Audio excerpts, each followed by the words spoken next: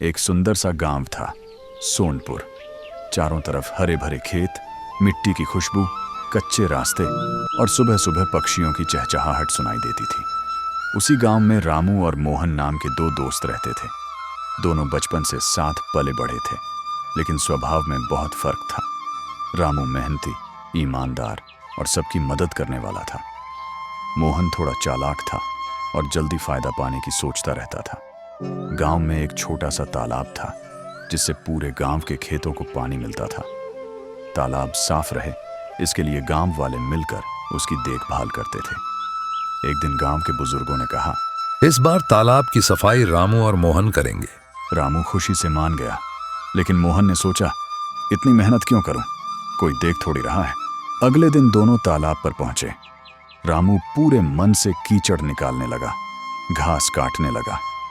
मोहन थोड़ी देर काम करता और फिर पेड़ की छांव में बैठ जाता। रामू बोला, मोहन, थोड़ा और काम कर लो, तालाब सबके लिए जरूरी है।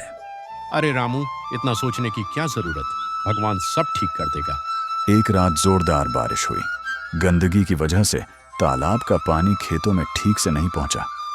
कई खेतों में पानी भर गया और कुछ खेत सूखे रह गए। गांव में परेशानी फैल गई। अगली सुबह गांव वाले इकट्ठा हुए।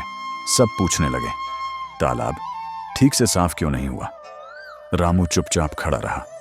मोहन की आंखें झुकी हुई थीं। मोहन को अपनी गलती का एहसास हुआ। वह आगे आया और बोला, गलती मेरी है, मैंने अपना काम ठीक से नहीं किया। उस दिन से मोहन बदल गया। वह रामू के साथ मिलकर रोज तालाब साफ करने लगा। धीरे धीरे पानी की समस्या खत्म हो गई और खेत फिर से हरे हो गए। कुछ महीनों बाद फसल बहुत अच्छी हुई। पूरा गांव खुश था। मोहन ने रामू से कहा, आज समझ आया कि गांव सिर्फ घरों से नहीं, जिम्मेदारी और ईमानदारी से बनता है। रामू मुस्कुराया और बोला, और दोस्ती सच्चाई से मजबूत होती है। दोनों दोस्त खेतों की ओर देखते हुए खुश थे, क्योंकि उनका गांव फिर से मुस्कुरा रहा था।